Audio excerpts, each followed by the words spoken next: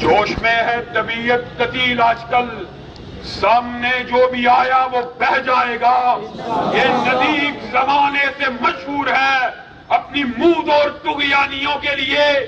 اللہ کی قسم، یہ جو مسلمان سڑکوں پہ نکل آئے ہیں، یہ جو سنت رسول کو اپنے چہروں پہ سجانے والے، یہ جو رات کو سورہ ملک کی تلاوت کرنے والے، ان کے رعب و دبدبے سے جاؤ مشاہدہ کرو.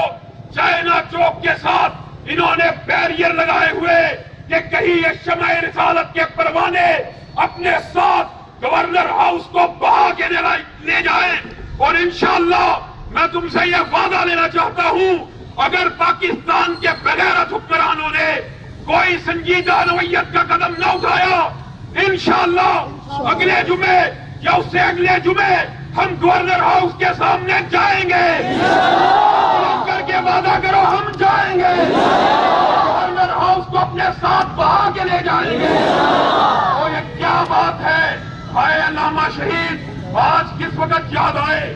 علامہ شہید نے اپنی آخری تقریر میں کہا تھا مسلمانوں کے پاس آج ہر طرح کے وسائل موجود ہیں، مگ بھی ہے، معراج بھی ہے، F-16 بھی ہے، اور آج کے دور میں ایٹم بم بھی ہے.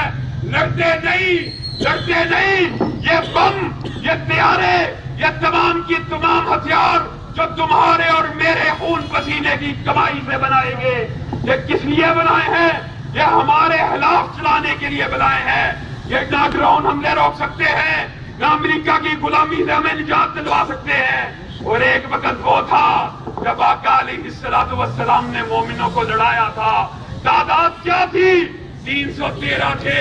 313 تلواریں موجود نہیں تھی، 313 تیر موجود نہیں تھے، 313 کمانیں موجود نہیں تھی. لیکن اقبال نے کہا تھا کافر ہے تو شمشیر پہ کرتا ہے بھروسہ، مومن ہے تو بے دیکھ بھی لڑتا ہے سپاہی.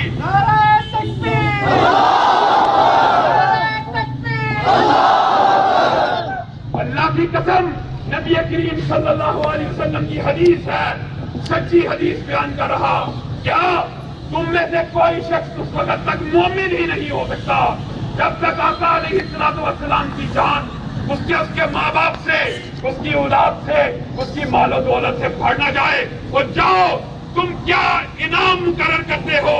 کیا حسن نے سمجھا ہے؟ کیا عشق نے جانا ہے؟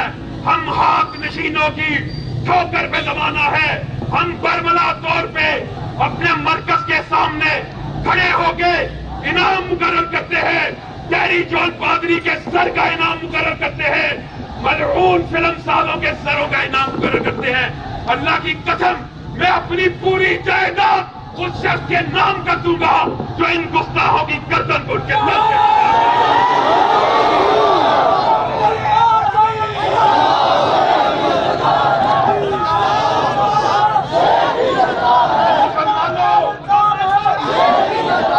تعاون کرو گے. ہم پیسے ڈال کے اس میڈیا کے سامنے اعلان کرتے ہیں کیا ٹیری جون تیرے سر کی قیمت $1 کروڑ مقرر کر دیا. پائی جمع کر کے اس کے قاتل کو کیا اپنی جائیداد میں سے حصہ دو گے؟ امریکہ کے اندر چاہے بیٹھا ہوا کوئی پورا ہو، اللہ کی قسم ایک فلم صاحب کے سر کو لے کے آئے، ایک فلم صاحب کے سر کو لے کے آئے. اسپیکر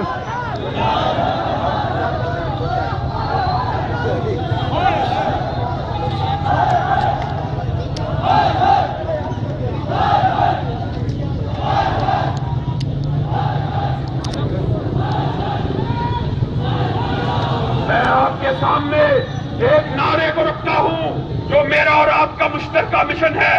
وہ کیا ہے؟ گستاخ رسول کی ایک صدا کیا؟ سر تن سے جدا. آپ سب نے جدا 2 مرتبہ یہ کہنا ہے، سر تن سے جدا، سر تن سے جدا.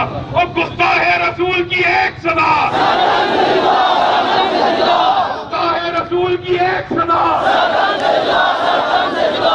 آج ہم اکٹھے ہوئے ہیں، اللہ کی قسم ہے آج ہمیں زندہ رہنے کا بھی حق حاصل نہیں.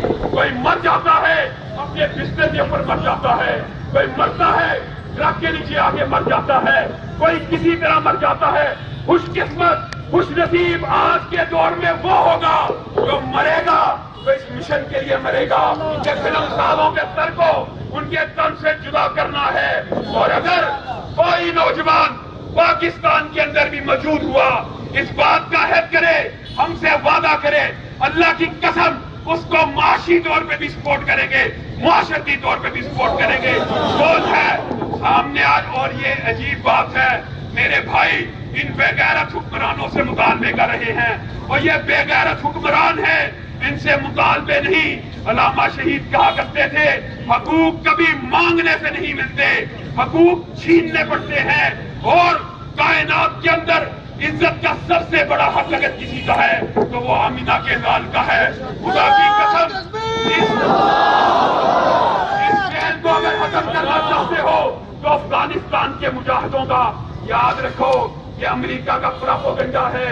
اور میرے ذہن میں وہ بات بھی آ رہی ہے کہ چور دروازہ کھول دیتے ہو اور کہتے ہو ڈاکہ پڑ گیا۔ پاکستان کے اندر تم اپنے ساتھ یہ وعدہ کرو، آج کے بعد ایران کی بنی ہوئی کوئی فلم جس کے اندر کسی بھی نبی کی تصویر ہو، کتنے افسوس کی بات ہے امریکہ کے کالم نگار